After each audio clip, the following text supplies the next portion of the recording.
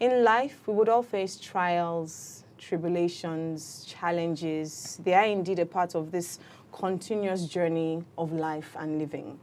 But like that quote says, it is not about what happens to us in life, but it's about what we do and how we respond to what happens to us. You are welcome to another edition of Chapters. And on this episode, we will be talking about overcoming the challenges of life through a book that I read and I have been personally very blessed reading. And my special guest is also here today going to tell us how he overcame his challenges of life. And he's still overcoming because, you know, it's a continuous journey and the lessons that we can learn from him. My book is titled Through It All, the memoir of my many, his many trials and triumphs. And my guest is Mr. Kola Olugbodi, who I will call the champion of background checks and the CEO of Background Checks International Global. I was going to say Nigeria. You are most welcome to Chapters, sir. Thanks so much, Pastor T. It's wonderful having you here. It's such an honor. Thank you for bringing me over. Thank you for making it, sir. And, you know, just like I said, I came across your book. I read your book. At some point, I dropped it. I remember listing out all of the trials and triumphs and thinking, only one person. This problem in life is much. I mean, we know life is dramatic. And we know many are the afflictions of the righteous. But this, for me personally, even just put that in perspective. But let us, you know, just tell the arc of your story a bit. Or maybe I should start with what led you to write this book at the time that you wrote it? All right. Thanks so much, Pastor T. So nice to be here. The primary reason why I wrote Through It All,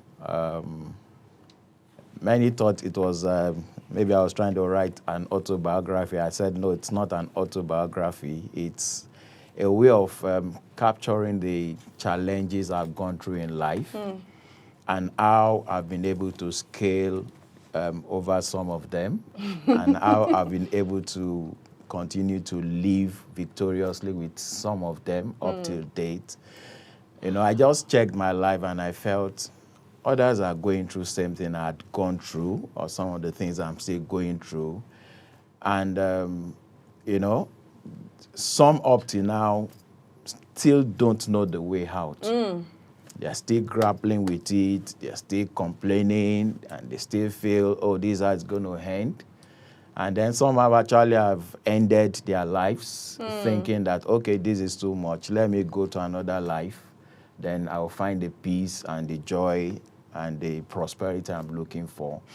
So I decided to write the story of my life to encourage anyone going through any of the challenges I've gone through in life, for them to know that whatsoever thing you're going through, it's not going to end that way. Yes, sir. There's always a tomorrow.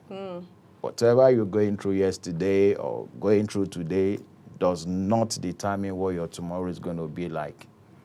You know, so that's the primary reason. Of course, it was so tough for me to to eventually push it out. I remembered after writing everything, I left it for like 2 years. Wow. Trying to convince myself that I want to really be as vulnerable as I've captured it, saying some things that people wouldn't normally say to a third party. And but I just put it out to the whole world. I just felt, well, if you don't put it that way, they won't understand that, oh, okay, somebody else is going through what I'm going through or has gone through it before, so it's not only me. And so I had to summon up the courage, and then I pushed it out. God bless you, sir. Thank you for summoning up the courage and putting it out. One of the things that we are personally about, you know, is speaking. At Storyteller Media, we just want people to talk. Because just like you said, the more that we talk about things that we think should be, in this part of the world, a taboo or hidden, people are going through everything you wrote in this book. Billions of people are going through it. And the more that we talk, we help somebody else to give perspective or just to give peace of mind. I'm not alone. It's true. And sometimes reading your book, all somebody will see is, you know what, I'll be fine. I might not know the way out, but I will be fine. So thank you for taking the courage to write this book. Thank you so much. And what I love when you were talking, you said, one of the things you said was, how you overcame, but also how you've learned to live victoriously. Because it's not everything that you overcome. It's not every challenge you pray and is taken away. Some of it is that you realize my grace is sufficient for you. It's true. You're going to hold on to this And thing. my strength is made perfect in your Yes. weakness. And It's you true. just, you and God, day by day, you hold on to it. And when you get to heaven, you say, God, but why me? Or, but Well, why? Or you just say, I'm there fine. are some of those things that you know the reason why they are happening, you know. Like I tell people my disability, the only reason why I prayed, I went for crusades, I went to churches. But over time, I discovered that God left it that way so that I can connect with those that have same issues or other issues. So when they feel, oh, the whole world is just crumbling on me, I say, I know how you feel. I'm there. I'm still there. You know?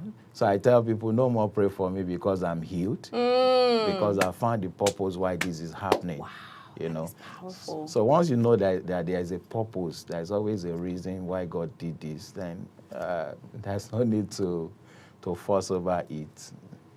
Thank God. Said it's absolutely profound, absolutely powerful. Wow. And let's start from there. Your disability. So you're physically challenged. Yes, that's the way to say it. Yeah. You were not born like this. No. Tell us what happened. All right. I think it was when I was 2 years old. My mother said one day, I said I wanted to poo, and then she got me the potty. And she left the room thinking that when I'm through, she will be back. And then, of course, when she came back, she found me on the floor. And, of course, maybe because I was always mischievous and troublesome then, she thought I was just playing one of those my pranks. And she told me, Kola, get up. And I said, Mommy, I can't get up. I said, get up? What do you mean you can't get up? And then she pulled me up. And then I went all the way to the ground again. And then, of course, then she realized that there was a big problem. The 2 legs went dead, you know. And like she said, the only way I could move around then was to drag myself along the floor with my hands, you know. Wow. So that was how the whole thing started, you know. And like I captured in the book, at first everybody felt, oh, all right, this should not be a big problem. It's like Yorubas will say, it's high fever. That you just need some herbal concussions and things will be okay. So I remember they took me we had a neighbor then, like my mother said, that was an herbalist. And so he was giving me the agbo, like they say in Yoruba, you know, the concussions, and I was taking it. And then one day the wife of the herbal man said, no, they should not bring me to his house again. And my mother said, why? He said, overnight, she does discover that her husband was covered with measles from head to toe, you know. And then when my mother saw him, you know, that was not captured in the book. She later explained more after the book that the man said, like she said, he told her, Anwaye, you know, which is a way of saying witches or whatever. Or the village people. Or the village people.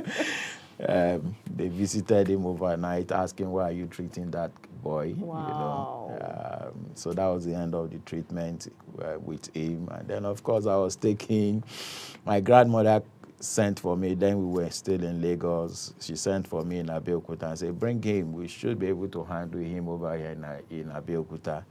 So the first place they took me to was one afar, and they said he was doing all this unto and everything. And then one day the man just dropped down and died.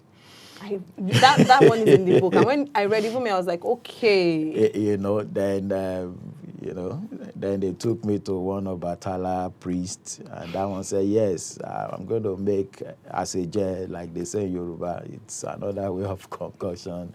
And he said they should come for it on Thursday. The guy died on Wednesday, you know. Of course, that's how that's how my life was when I was growing up, you know. It all started when I was 2. I was not aware of anything, maybe until I was like 4. Then that 4, I remembered one of those days when they took me from the Obatala. I think I was around 4 then. Then they took me into one very deep forest. They said there's one witch doctor that knows how to appeal, you know. Somehow I was there for like 6 months, and when I was going to come back, I don't know what happened. The right leg came back to life. But of course, up to date, the left leg is still as dead as it was some 54 years ago. Wow. That beginning alone is a journey. It's a journey. And, you know, some people can watch this now, and I'm trying to remember actually if you mentioned if your parents were people of faith, or if they... No, they were not. They were not. Then they were not, you know. That's why anywhere they feel they can find help. Exactly. Anywhere anybody says, no, this person should be able to help, more especially my mother, she was ready to follow, whether it's going to be a church or an herbalist or a witch doctor or just anything for her son to find healing, yes, so to speak. Yes, because some people can listen to this and sometimes be judgmental. Why would you take the boy here, take the boy here? But putting yourself in the position of a parent, yeah, all of a sudden, your precious child, I mean, all you want is help. And at that point, you feel helpless. And like you said, they say, go here, go there, go there. You would really want to do anything you can do. That's exactly what happened. Wow. So at the point when you then came back at 4, your right leg had resurrected. And your left leg, this was now you. And it's interesting. I want us to also then talk about how you battled with self-esteem, confidence, because this was now you. You had 2 older brothers. Yes. Yeah, the third. And then there were some, so I think you are 7 in total. We're actually 9. Yeah, 9. Hey, it was a lot of children. Eventually. And, you know, you being the only one going through this. From childhood, just like you mentioned in the book, you struggled with it. You struggled with feeling, why me, disadvantaged. Everybody can run, you can't run. And the masquerade story that changed your life. Tell us about that, because, and one of the things we're doing this is, even if it's not physical disability, there are things that happen to all of us in life that make us feel limited. Why me? Everybody is fine. Why is it only me this one is happening to? It's true. And it really affects people with a lot of self-esteem and self-worth. How did that work out for you, and how did you then become the Mr. Kola Olugbodi now that has written a book and is all super amazing? You know, growing up, of course, I enjoyed, you know, there is a way you enjoy those pity party. At home, they don't allow me to do anything. Oh, don't sweep. He can't sweep. How will he stand? Oh, don't let him carry any bucket. How will he do it? Oh, don't let him do this. You know, so I was enjoying all those until maybe I was like 8 years old. And we were taken to the village for Christmas. And then the Christmas of that year coincided with the masquerade festival of the village, you know. And then one of those days, we decided to hit town with some of my cousins. And then I know one of my uncles was there. And if I can remember, I think like 2 of my very young siblings were there. Then we all just went out, and then we got to the market square of the village. And we had this drumming coming from nowhere. And suddenly everybody started running helter-skelter. And, you know, and the people said, that masquerade is not supposed to meet anybody on the road. He's not supposed to meet. So everybody just took off. And, of course, I was supposed to take off also. Then I now discovered that there are runnings and there are runnings. More especially when you're running, when danger is confronting you and you need to escape. Everybody ran. Then my own running was hopping on my right leg. Then, of course, because there was danger, I will hop and then fall over again. So I started screaming, I started crying. that somebody should help. Of course, all the guys we left my family compound together, everybody was gone. He has left you. And even everybody on the street, everybody was just running. And of course, I started crying, and somehow some serious thoughts just started going on through my mind. I just felt, all right, so in life, when you think you need people most, that's when they will desert you. When you think you need help, every man, it's always for themselves. You are all for yourself. Wow. You know. So that day, I can always still remember as if it was yesterday. Wow. I just told myself, I'm not going to depend on people again. I'm not going to rely on people. I'm not going to trust them. I'm going to go through life and go through life the way I'm going to face it anyhow. You know, it was just like saying, now, guy, is either you escape from this masquerade by yourself or it catches up with you and anything can happen. And that's the way I saw life, that it's either you face it and know that your destiny is in your hands, or you get swallowed up by issues of life. You know, so that day, somehow I didn't even care again whether the masquerade catches up with me, since nobody even cared. You know, but thank God it didn't catch up with me. But, said an uncle returns yes, to carry you. that my uncle is just a year older. You know, when your grandfather is still having the fourth wife, you know, he's just a year older than me. When he saw that the coast looked clear, he ran back and said, Kola, jumped on my back. Then I hopped on his back, and then he ran away with me. And then, of course, I changed the gear of my crying. I said, okay. So people will only come back for you when it's convenient for them. So he felt, all right, the masquerade has gone another way. Let me go help him. And sincerely speaking, from that time on, I never knew that those decisions I was making in just my very young heart was going to be was going to define my life. So from that time on, I was no more enjoying the pity party. No more pity me because I no more want it. Wow. No more tell me, oh, Kola, don't do this. A time is going to come, I will need you to help me fetch that water, and you will not be there. So let me start fetching it. I don't care whether the full bucket gets to half by the time I get to the bathroom. But at least. But let me do it myself. So I just discovered that can-do spirit just took over my life. And from that time on, never tell me, Kola, you cannot. And something in me will just want to prove a point that I can by doing what you said I can't. You know, like I always say, I think I shared it in the book. As I was growing up, please don't tell me, Kola, you cannot. I will always prove to you. So when my father started dropping his cars for my siblings. That was an interesting story. And then I said, okay, that is my turn. And he said, Kola Ole, you can't drive this car. And then to console me, he said, when you grow up, you'll be rich enough to buy an automatic vehicle. Then you can drive. And I just smiled. I don't argue with you when you say, Kola, you cannot. I will leave you. And then I left him. And then from that time on, I started learning and teaching myself how to drive that his car.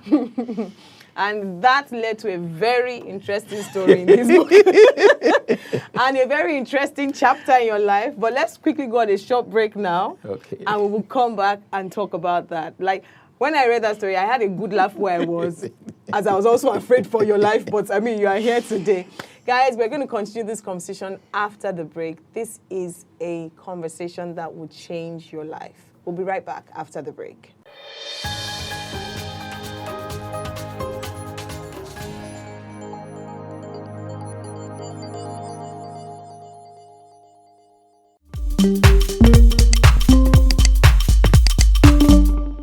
You are welcome back to this very enlightening and inspiring episode of Chapters, where I'm talking with Mr. Kola Olugbodi, sharing with us how he overcame or learned to live victoriously through his many trials and triumphs and challenges. And sir, thank you once again for being here.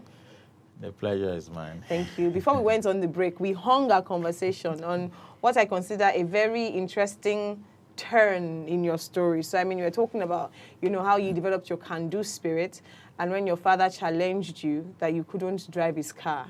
But unknown to him, you started learning behind his back how to drive his car. So how did your whole family finally find out that you could drive this car? Please tell us the story as you said in your book. You know, of course, anytime my father leaves his car in front of the house, I'll go there, of course, steal the keys.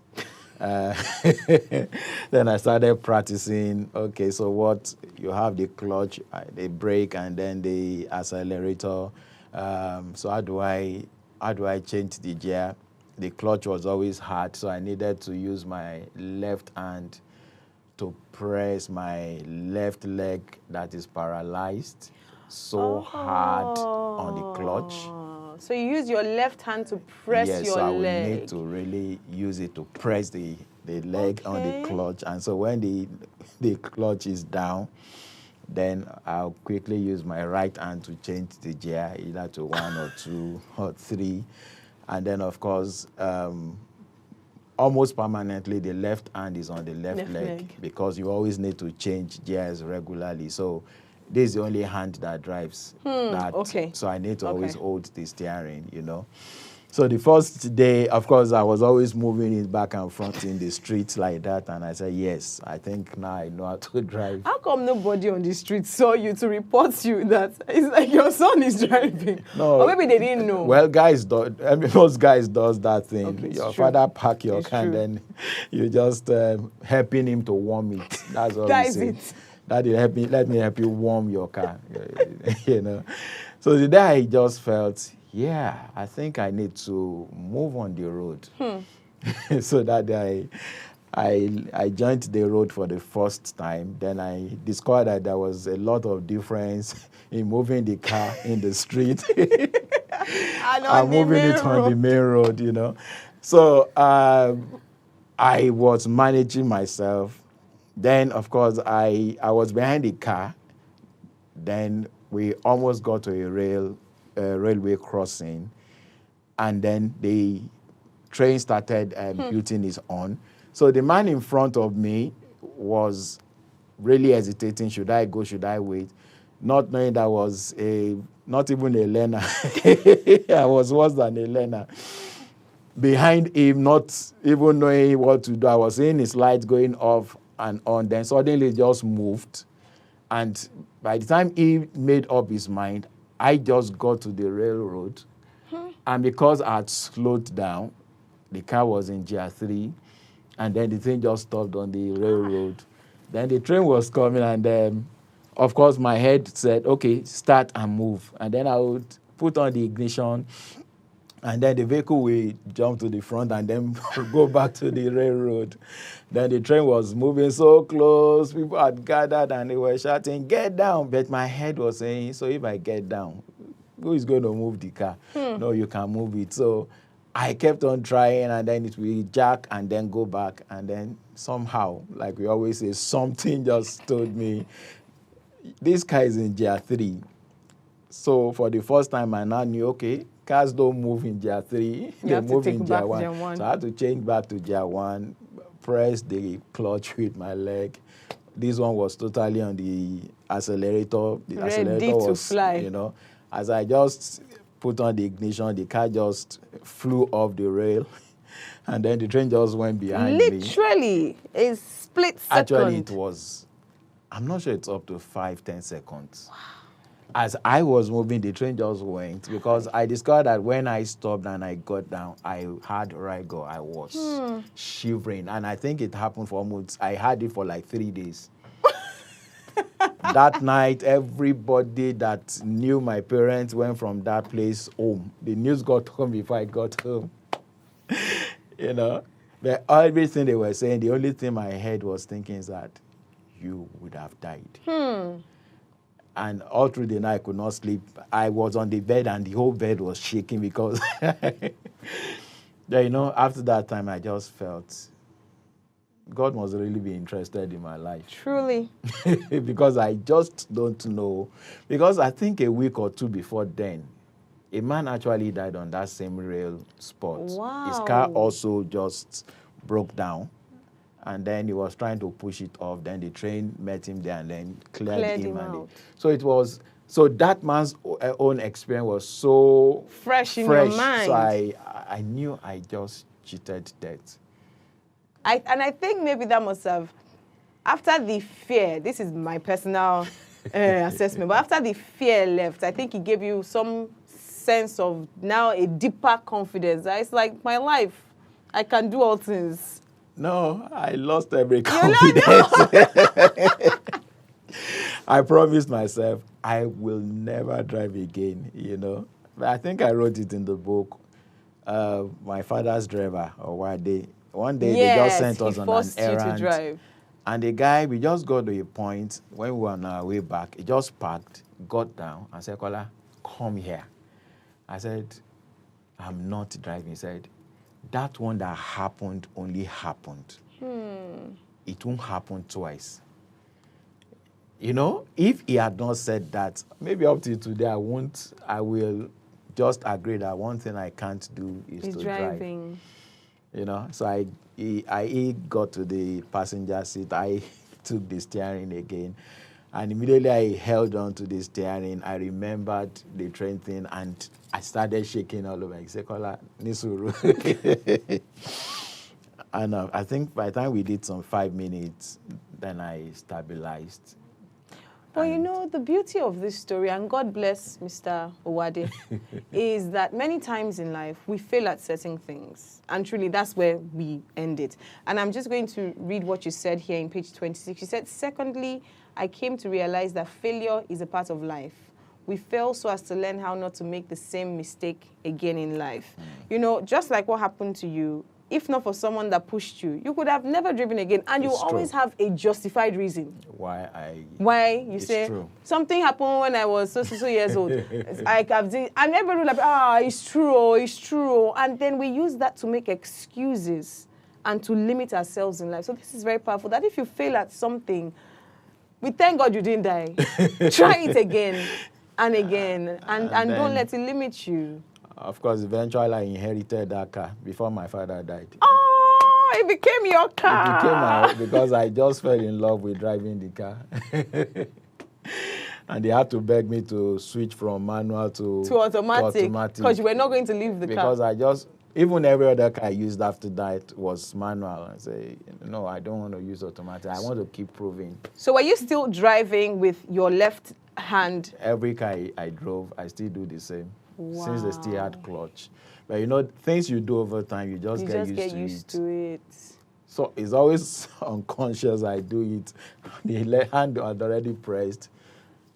And that is amazing. That is amazing. But it's interesting that you then talk in the book about how you became almost prideful and overconfident in yourself.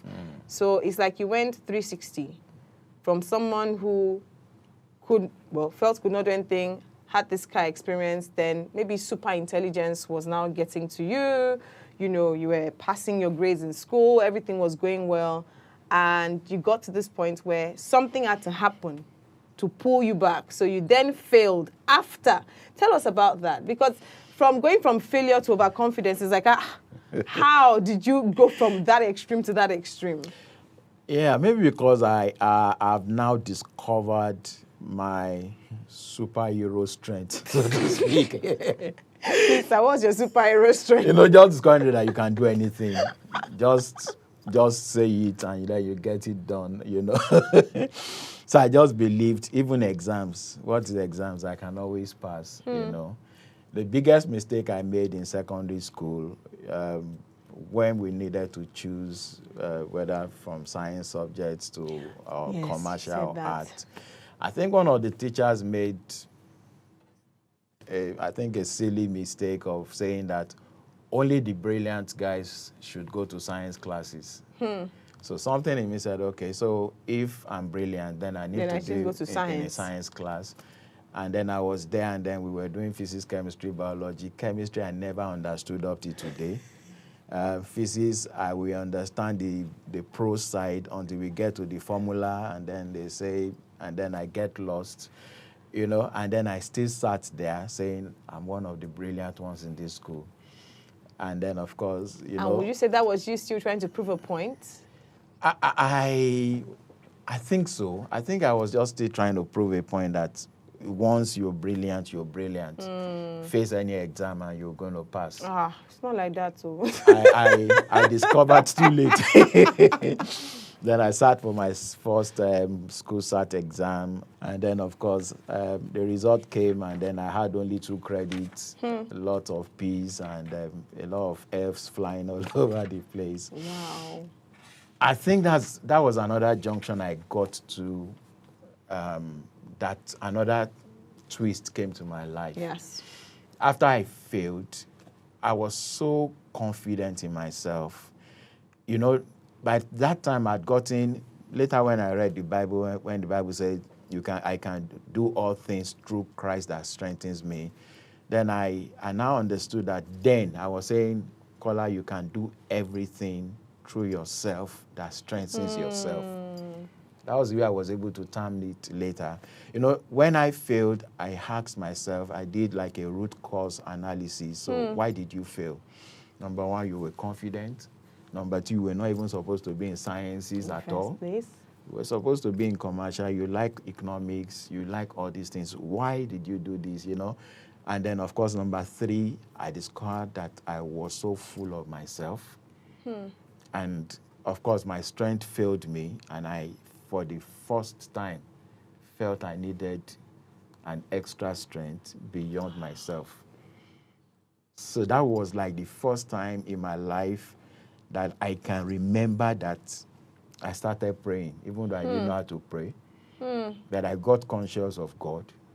Then my immediate younger brother, Dapo, you know, he was always a year behind me, primary school, secondary school. Then suddenly at a point, started reading the Bible, pray every day.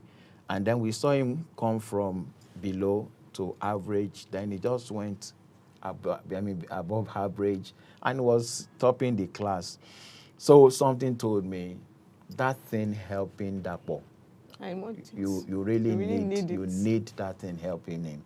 So that's my journey to really coming down to say, okay, God help me.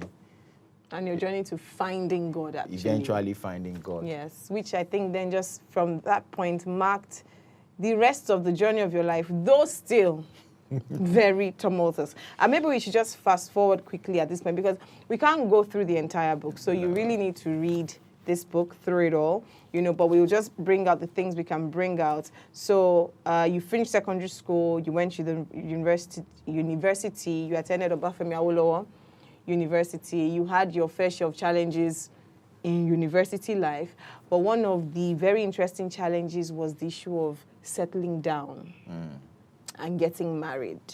Now, even for people that are, for want of a word, able-bodied, it's still a challenge. You can be toasting a girl. If you be complete, they will still not answer you. How much more, you know, for someone that is physically challenged? And it's easy for any woman to, even if she likes you, maybe she likes your mind, she thinks you look handsome, there would always be that thing in the mind of, maybe what will my family say? What will even me myself say? Exactly. How will I? And in the book, you did go through your journey. Just help us to just cap it a bit. All right. Like I met this young lady back then in the university. You know, I got born again, my 100 level in the university, and after I got born again, I was interested in spiritual things. I wanted to know what makes, what do you do for demons to get out? How do you lay hands on people and then they start speaking in tongues, you know? I was so fascinated with the spiritual things, you know? And one of those days, somebody said there was a young lady that needed Holy Ghost baptism, and then I ministered to her. And after that, she just wanted me to mentor her, you know. And so I became the mentor and the mentee. Back then, we don't use mentor, mentee. We say, is that senior brother or I was like a father in the Lord. She was like a daughter in the Lord, you know. And we were so very, very close, very, very close, very good friends. And at the point, it just occurred to me that she was going to be my wife in life. And so maybe because my wife in life, you know, maybe because we got so close, so I felt it was going to just be a walkover. So, so I started proposing to her in installments. I've been letting her know that something is going on in my mind, I know. So one of those days, she said, I think it was like a week before I left the campus, my final year, she said, Broke, that's what they call me back then. I said, that thing you've been trying to say, you've been telling me, I've been thinking, I've been wishing, I've been hoping, I've been praying, and then say, you need to tell me what that thing is. And then I had to tell her that, yes, I've been wishing and hoping and everything that you'll be my wife. And then, of course, she was disappointed because many had told her, you and this your broke. If we end up proposing to you, and she has said, no, broke is not like one of all those brothers. You know. Then eventually I disappointed her by proposing, you know. And she said no. And I went back to God. Of course, I've been praying about it. And I went back to God. I said, God, I thought you told me that it's going to be Toyin. She said no. And God said, yeah, it's going to be her. I said, outside. I said, 3 things are going to happen as you leave the campus now. You're going to be posted to Ogun State. You're going to start serving at Abeokuta. You're going to be retained where you serve in Abeokuta, and then you get married to her in Abeokuta.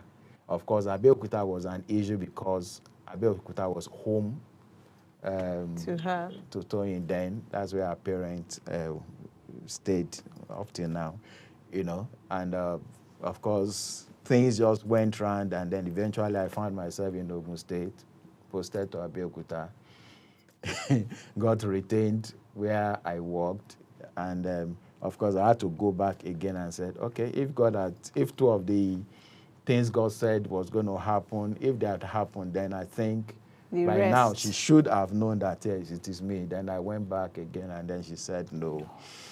And then, of course, I went back the 3rd year, the 4th year. I thank you for adding years, because I wanted you to let us know that it's not like 2 days and 2 weeks after. No, it took 4 years. The 4th year, I was not going to go, but like I wrote in the book, yes. God, Go and read the book. God tricked me into the 4th thing, and then God convinced me that it's her. He said, you are not, and I was not disobedient to the heavenly vision. God needed to make me hear it very audibly that if you don't go for her, then you are disobedient to what I've told you. So I had to go the last time. Then, but by that time, God had prepared her. Then she knew that God had told her, Kola is coming back. And then, so when I came back, of course, I was so used to getting no. So this time I said, what's the response? And she said, hold on. I said, oh, fine. You know, and then after the way she said it when she came back, she said, if it were other times, I would have still said no. But this time I will say yes. So I actually had no. Then I now felt I had yes somewhere. So I had to beg her, sorry, I didn't get what you said. Repeat, he said. She was not picking a word. If it were other times, I would have still said no. But now I would say yes. You know, of course, like you rightly said, some of the things that made her not to easily give up, she needed to count the cost. You're going to be marrying somebody with disability. Your friends are already talking. With time, they got to know me in our family, and then they were already saying, is this, of all the men on earth, is this brother Kola that you want to marry? And then, of course, so she needed to get to the point wherein she's 1,000% sure that God has got her back, you know. It's been a journey of 27 years now. Woo! You know. That is amazing. And I think your resilience I mean, we can look now and say, oh, 4 years after, then 27 years, which is now a total of 31 years, really, if we count the 4 years of your chasing. Your resilience just points to the fact that sometimes, because from the get-go, you knew that God had told you she was going to be the one. And it's the same way sometimes from the get-go. It could be marriage, it could be anything. We know that this is what God has said. But you hit that door, it's closed. You hit that door, it's closed. You hit that door, it's closed. But you know, and I think for me sometimes it's the interestingness of the journey of faith. That's just the beauty of it. Yeah. That's just the Thank you for beauty saying of it, beauty. You know, because it got to a point, I think the third year, she said, Brock, if you keep coming back, it will affect our friendship. That you'll not even be friends again, yes. And then so I promised that I'm not going to come back again, you know.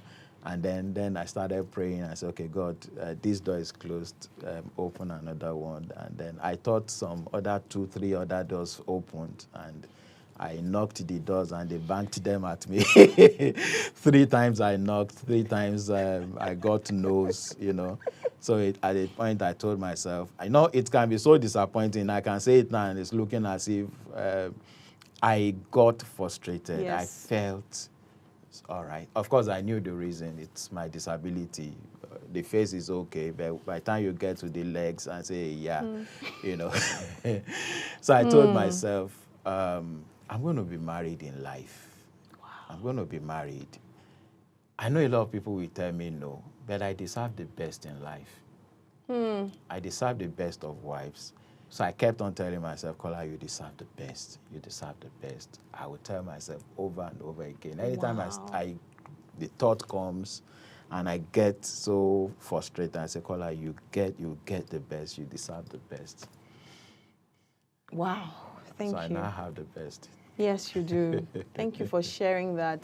And I think specifically for anyone watching that has a physical challenge, because many times you don't realize how heavy that can be, you know, whatever kind of challenge it is. Know that just like him, you deserve the best. And it's that sometimes responsibility, but sometimes just that drive to keep telling yourself that I deserve the best, I'm going to get the best. And no matter how long it takes and how many trials and how many people say no to me and make fun of me and shut the door in my face, I will still get the best. True. Thank you for sharing that story, sir. We're going to go on a short break now, and we'll come back still talking about more interesting things. This is not the end of the challenges, though. After this, you would think that life was smooth sailing, but now we just went to another chapter of challenges. But we'll be right back after the break to talk about that. Don't go anywhere.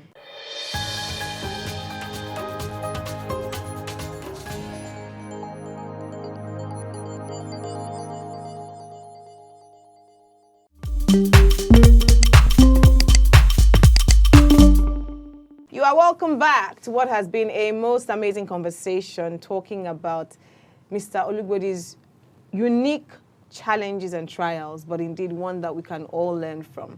And from the beginning up until now, it would seem like finally you finished school, you are married now. I mean, what else can happen? Life can only go on a beautiful path. However, even when I got to that point, I was like, what else is left? This is the end of the story. But it was the beginning of many other stories. And, you know, one of the reasons, again, why I thought it was important to have this conversation is because the challenges, we can use that word, of life never ends. No, it doesn't. You hit one, you are victorious, another one is waiting for you by the corner. So we ended with your marriage, you got married, that had happened, and then infertility came, work challenges came. In fact, you lost your business at some point and all your money. You lived with a friend in a BQ for 3 years. Exactly. Came after living in almost a mansion to a BQ. They'll think I was in the house. But just take us through how you walk through some of those things. And if you want to touch on maybe the infertility, for example, and why that for me. In fact, I remember when I was talking about this with my associate producer, and she said for her, what touched her was many times, especially when it's the man, because you had low sperm count, your zinc story, especially when it's the man, you know. And I think these are the vulnerable parts that you thought to yourself, do I want to put this in the public space? So you had issues with your sperm count. You couldn't get your wife pregnant. A doctor even told you, you can never get a woman pregnant. How did you and your wife handle that? Let me take it from the doctor's office. Okay. Thank God that it was my wife and I that were with the doctor when he said, Mr. Olugbodi, with this report I'm looking at, I'm afraid you won't be able to impregnate any woman in your life. You know, that's the way he said it. And I said, never, sir. He said, I'm afraid never. You know, and my wife was just recanting recently. When we left the hospital, I was the one that drove. She said we didn't say a single word until we got home. Of course, one of the things going on in my mind, I was gone when he said that, because I just felt, wow, this poor lady that they told her not to marry After all this time. Eventually, I won't be able to give her a child. I was already mourning my, you know. But when we got home, she just told me, my dear, she is a doctor that told you that. Or is it God that told you that? Wow. I said, the doctor said, he said, no, that's the doctor's report. That's not God's report. And so we both got praying. She was praying, I was praying. And God was giving us confirmations that you're going to have children. Our own was even very, very, very, very dramatic. She saw a tree, and then on the tree, it only had 2 fruits. And God told her, those are your fruits. You're going to have 2. You know? But God kept telling me, Kola, you're going to have children. I think until the 6th year, of course, by that time, the business had failed. Things were down for us. No money, no food, no friend, no nothing. So I kept on running, just hoping that something was going to work out anyhow. They will promise you, come to Lagos, maybe you'll get this, then I will run. Then one of those days then we settled in Abeokuta. I was in a public bus from Abeokuta to Lagos. I just thought over everything we were going through, and I got so overwhelmed, you know, and I just bent my head. You know, I just started singing. Of course, the singing was to cover up my crying, because I started crying. The tears were flowing. I was in the public bus. So the only thing people were hearing outside was somebody humming a song. But I was really crying. And of course, I was asking God, so what is our problem? You've promised us severally. When are things going to change? And then all of a sudden, God started speaking to my heart and said, bring out your Bible. So I brought out my Bible. Thank God I had the Bible with me. It was not the days of smartphones that we all have phones, Bibles on our phones. I brought out my Bible, and it said Isaiah chapter 40. And I opened to it, and then I started reading. It said, comfort ye, my people. Speak comfortably to Jerusalem. Say unto her, your hardship is over. For all your sins I give you double. You know, when I read it, I knew what God was saying. Number one, I knew he said your hardship was over. Your waiting period was over. And then, of course, from now, I'm going to give you double. So I just got to Lagos, took another vehicle back to Abeokuta, told my wife, God said it's time. He said our hardship is over. Of course, I think like 9 to 11 months after that time, my wife, gave birth to our first son. Okay, sir. You know. So that we always tell these testimonies, but from you can never impregnate someone to my wife got pregnant. Just tell us, because sometimes people need, so that they sort of have context. Yes, sir. All right. You know what? We were visiting the hospitals, and before that day, and the more I discovered in my own case, the more I was taking the treatment, the more the sperm count was dropping until it got to 0. Then it got to a point that God told us, stop visiting the hospitals, that I'm going to do it. So we were just there.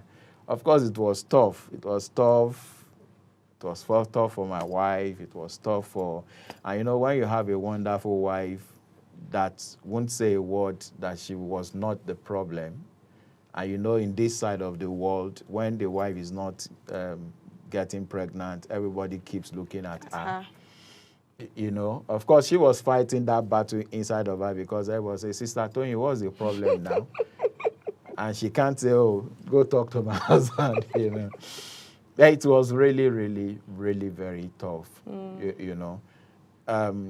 Of course, one of the reasons that was one of the areas I felt I was so vulnerable, mentioning, I mean, the nitty-gritty of what we went through. That I know many people go through such things. Yes. And they just feel hope is lost. The doctor have said it, no way forward. Let's just begin to count our loss, and if we can get other children to come stay with us or we adopt, fine, you know. But the truth of the matter is that because God promised her, God promised me, we just stayed on the promise of God. Wow. It wasn't easy. Like many people, we always think, oh, this guy is a powerful guy. There are times, you know, especially when you have multiple troubles on your head at the same time, you know. You have those people you hope pulling you on one side. You have police coming to pick you up one side. You have, you know. We didn't say the depth of this story. So this season of your life, you were low. You were very low. You were gone. There was, you know, like in the book, that was the season that, of course, the trouble was so much, and my wife just felt, she didn't tell me, she only told me after. Oh yes, the part where she that wrote. She felt, God, if only you just take this man, let him just go, and then this trouble will stop. Debtors will come running after us. All these things will stop because I was the problem. I was a Jonah bringing all the trouble to the ship, you know. But God had plans for my life, so that did not happen. Certainly. You know. And let's quickly talk about, because anybody listening will know that your faith, by the time you took God seriously, it has totally defined your life. But there was a mind-blowing story. My mind was blown that you wrote in this book that I just wanted to share. And this was when, so eventually you got a job in a bank, excellent job, and then fraud had occurred and your system was used. So you were obviously the culprit. And when you were taken before the disciplinary committee or whatever, you, even saying it, I'm laughing. You told them to give you 30 minutes to go and pray. Now, when I read it, I said it was a different thing. Maybe if you said, okay, when you go home, you pray, then come back tomorrow. And I was reading it with a, quote unquote, with a Christian mind. You know, these days especially, our faith and our lives are like two separate things, right? I can be a Christian in church on Sunday, that's where I'm a Christian, but every other day of the week, we get by. What I saw with you was an interesting blend. Like, you carried your relationship with God and you understood how it flowed into your life. So you actually, tell us the story. Don't even let me tell the story. All right. So when the fraud occurred, of course, it was a dead man that owned an account in the bank. And then one day the lawyers wrote and said, we needed the balance in the account so that we can get it for the dead man's family. And then they discovered that there was no fund in the account, and the account has actually been closed. And then, of course, everything pointed at me. And then when I was interrogated, you know, when professing to be wise, you become a fool, I looked at the computer printout and I said, it's not me. Then, of course, I started pointing out the mistakes the guy did. I said, if it were me, I won't do this. I would rather do it this way. And they said, obviously, Mr. Olugbodi, you are the one that committed this fraud. You're so smart. You know what to do. You know, at that point, I got afraid. I really got afraid, and I knew I was in trouble. And I knew that at that point, I needed God to help me. You know? So the only thing I could say is that, please, I don't know the next things to say again. I don't even know how to defend myself. Please, I want to make a request. Can you give me 30 minutes? I want to go and talk to God. Then I will come back and then I will know what to say. This is amazing. You know. Did they look at you strange? One of them just said, well, I think you should go and pray because you need divine intervention to get out of this. And then maybe that was what now infuriated me. I'd gotten out. They said, okay, we give you 30 minutes. And he said, you need divine intervention to get out of this. And I'd gotten to the door, and then I turned back and I said, when I come back, I'm not coming back to start arguing again. I will tell you how your money was stolen, and I will tell you who stole your money. After I said it, the confidence came that time. Then fear visited after. Right. What have I just said? I just said, what did you say? So I entered the radio room in the banking hall, knelt down, put on the AC, and then I just started praying. I just started praying and praying, and of course, just begging God for mercy and God help me. You need to bail me out of this. And, all of a sudden, I just started almost like a vision of a video. God started playing the things that happened days before the fraud and then days after the fraud. And I said, God, please, that day. And then now we just entered into the day, and it was a day that I was hardly in the office. I came to the office to get permission to travel to Lagos. Then the bank was in Osogbo then. And of course, the person that committed the fraud used like 2 hours on the system. I was there for less than 5 minutes. So it couldn't have been you. So I said, oh, okay. So God, I never even knew it was that day, I never even knew. I was arguing as if I knew things. I said, God, thank you. I never even knew. I said, so who now stole the money? And as if God knew I was going to argue with him, I just felt in my spirit, write down the name of everybody in the office. So I started from the manager to the gate man. Wow. And then I started picking the names one after the other, and I was praying. Of course, I was praying in tongues. I was just praying. And then I got to number 8. And I felt the Spirit say, this is the person that stole the money. I said, no, it can't be him. I started hugging. I said, please, let's keep going on. So I went to number 9. I went all the way down, then came back all the way up again, got to number 8. And Holy Spirit said, this is the guy that stole the money. I said, no, he's a messenger. How can he? But I rounded up my prayers, thank God, and then got up. I thought I was there for like 2 hours. Only for me to just look at the wrists, the wall clock in the room, and it was exactly 30 minutes. So I went back there and then told them, oh, all right, the day the fraud happened, this was what happened. I told them days before, I told them days after, and then I told them the day, just the way I got it. And then suddenly they said, oh, was it that day? No, yeah, you were not in the office. The story just changed. No more argument, no nothing. Oh, was it that day? You were not in the office, because it was a day many cannot forget in the office. There was big commotion because there was a meeting and I was the only one that was not there. So they all knew that I was not around, And then, so it got to the point, so who stole it? I wanted to say, Mr. What? Then I got cautioned. I said, so if I mentioned his name, if they called him, I say, lie, like they will say in here. And they said, Mr. Olugbodi, so defend your water. I said, our Holy Spirit told me. Then I'll be in trouble. So I just said, are we all on the same page that I didn't steal the money? They said, yes, we know that. I said, okay, before we leave the office today, you will know who stole your money. I just didn't know I was going to handle that part. So the best thing I felt I could do when I was released from the hook a little was to go back into that radio room to go thank God. I said, God, thank you for this. Thank you. And all of a sudden, I had in my spirit, there's no peace for the wicked. I said, okay. So I knew what was happening. So I started praying for the boy and said, God, I withdraw his peace.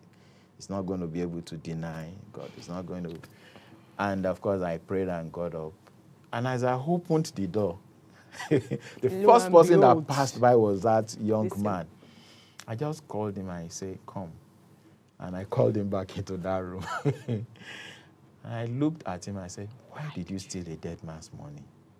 Why did you use my system?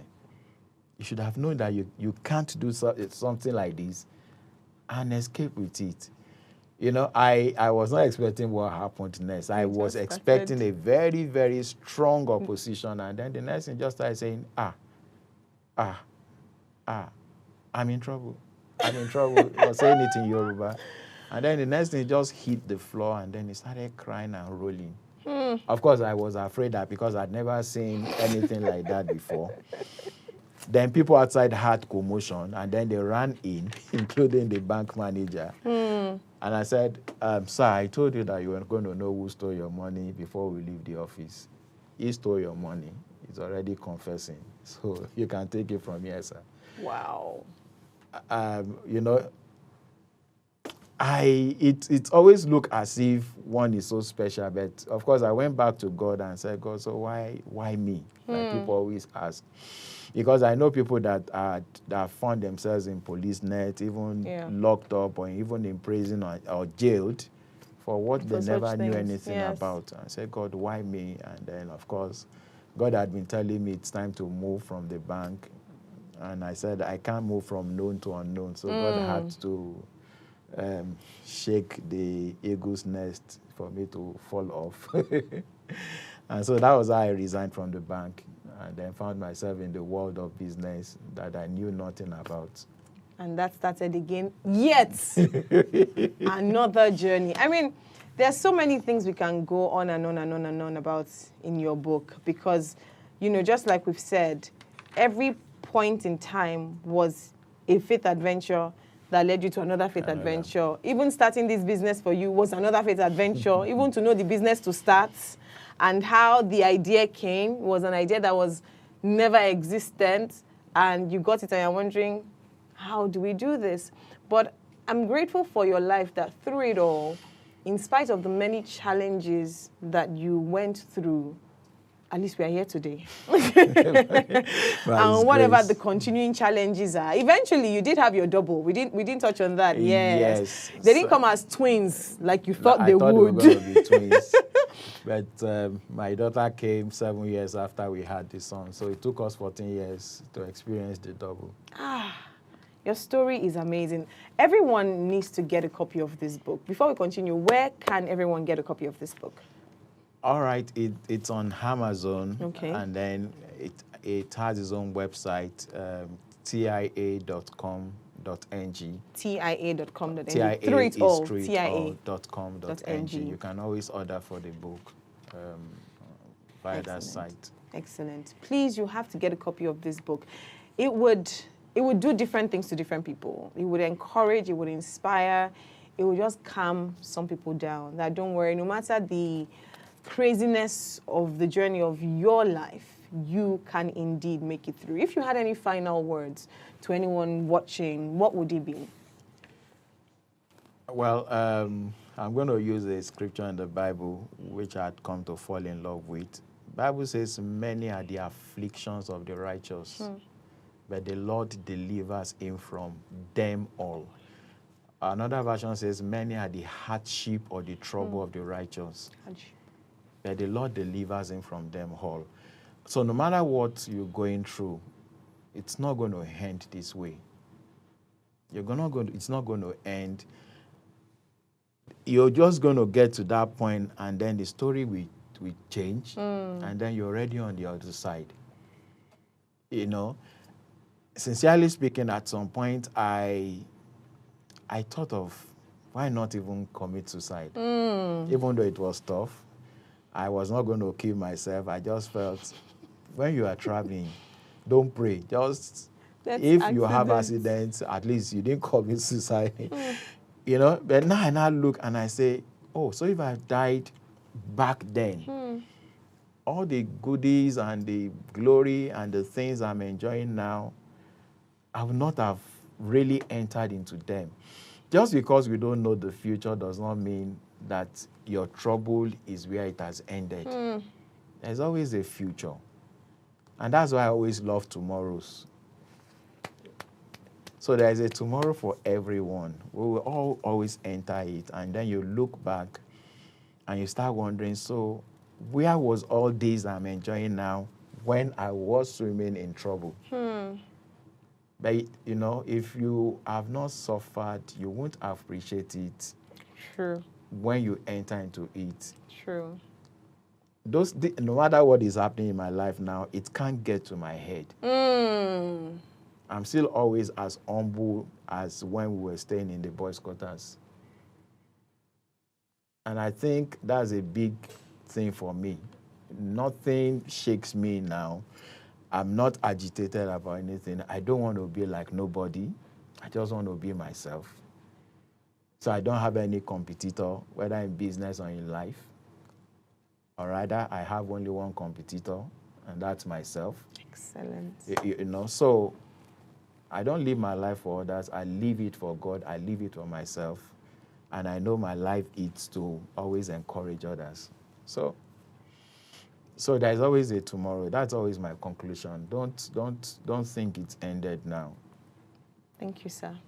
Thank you for writing this book. Thank you for coming. Thank you for being our guests. And thank you for sharing your story once again. I mean, I read the book and I felt it. I'm listening to you and I'm feeling the emotions all over again. And I just really want to say thank you, sir. Thank you, Pastor T. Your so story nice would to be here. indeed be encouragement and inspiration. It's been nice having you too. It's a pleasure. Thank you, sir. Thank you so much. I'm going to read out somewhere in the closing of his book as my closing too, because it just caps it nicely. And he says, this book is not about disabilities, but about confronting and overcoming life's challenges. You may not have any disability, but you might have concluded that life has not been fair to you, and so you cannot make it. Just as Mr. Olugbodi has said, there is always a tomorrow. And I wrote here that it is my hope and my prayer that his story and his journey will encourage and empower you. And just as he's here today telling his story, you might be watching this right now and your life is deep in the depths of only God knows what you're going through, or you might face something in the future. Know that there is always a tomorrow. Don't be defined by your limitation or your challenge now. Keep pushing for the tomorrow. Keep believing, keep hoping, keep trusting. And hopefully this would also stir up someone to have faith in God, to trust in God, and to believe in God. I want to thank you for watching today's edition of Chapters. But remember, it is not about what you know, but what you do with what you know. Until the next episode, God bless you. Goodbye.